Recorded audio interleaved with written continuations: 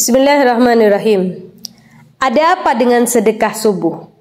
Semakin hari semakin banyak orang yang berlomba-lomba melakukan sedekah subuh. Semakin hari semakin banyak orang yang mulai berbagi setiap paginya, setiap harinya. Tiada lain karena orang-orang yang seperti ini tambah berlimpah ruah rezekinya, diganti dengan yang lebih barokah, ya lebih banyak lagi sama Allah Subhanahu wa taala.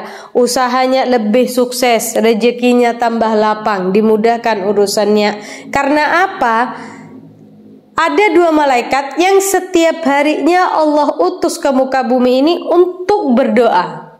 Jadi malaikat ini beda sama kita manusia. Malaikat itu ada yang ketika awal diciptakan disuruh sujud sama Allah, maka sejak diciptakan sampai yaumil qiyamah dia bersujud. Ada juga malaikat yang kerjanya kata Allah disuruh ruku dari awal diciptakan sampai yaumil qiyamah ruku. Dan ada juga malaikat yang setiap harinya turun ke muka bumi untuk mendoakan orang-orang yang ada di muka bumi. Apa doanya malaikat ini? Yang satu mengatakan bahwasanya Allahumma ati mumfikan khalafa.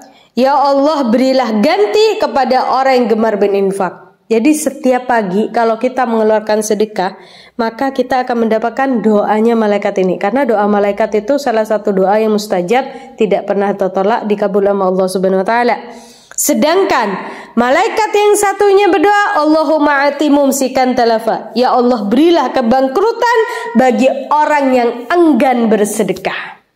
Di sini alim ulama mengatakan bahwasanya sedekah di sini bukan cuma sedekah sunnah, akan tetapi juga termasuk yang wajib seperti memberi nafkah, mengeluarkan zakat atau menunaikan nazarnya. Dan orang-orang yang seperti ini yang mendapatkan doa kebangkrutan bukan semua orang.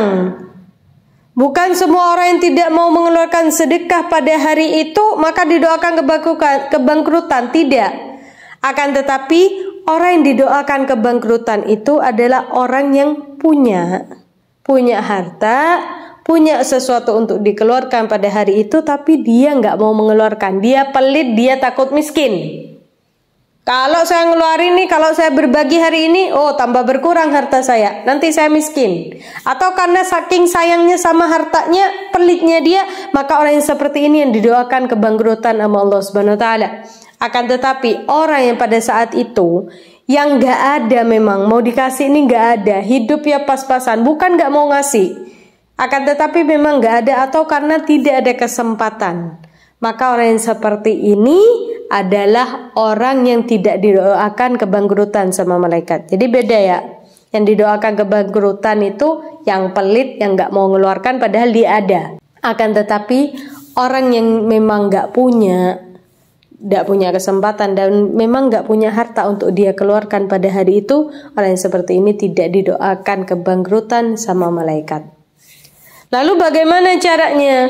Saya ini setiap hari cuma sanggup bersedekah, saya mengeluarkan sedekah 1.000 rupiah atau 5.000 rupiah. Zaman sekarang 1.000 ini bisa beli apa? Masa iya saya mau ngasih sama orang 1.000 rupiah?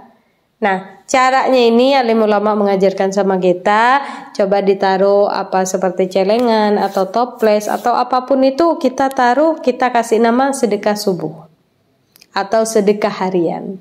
Jadi misalnya hari ini kita sanggupnya cuma ngasih 1.000, besok sanggupnya ada rezeki lebih, alhamdulillah kita naruh 2.000, dikumpulin. Nanti ketika banyak, oh dapat 10 hari atau dapat seminggu, udah lumayan nih, udah dapat 20.000 atau 30.000, baru kita keluarkan, kita sedekahkan. Yang pertama yang perlu kita perhatikan keluarga kita dulu. Setelah dari keluarga, misalnya dari keluarga kita alhamdulillah mampu semua, tidak ada yang membutuhkan, maka kita berikan kepada tetangga kita, orang yang terdekat sama kita.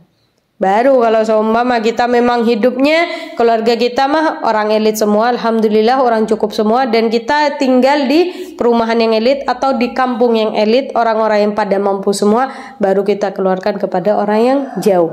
Jadi di situ tahapan sedekah pertama ke keluarga alhamdulillah ada yang mampu semua, baru ke tetangga terdekat. Kalau tetangga terdekat mampu semua, baru kepada orang yang jauh. Jadi ayo kita berlomba-lomba mendapatkan doa malaikat supaya Allah memberikan keberkahan terhadap harta yang Allah titipkan sama kita, dan supaya kita bisa terus membantu keluarga kita, tetangga kita, atau orang lain. Wallahu a'lam bishawab. Semoga bermanfaat. Assalamualaikum warahmatullahi wabarakatuh.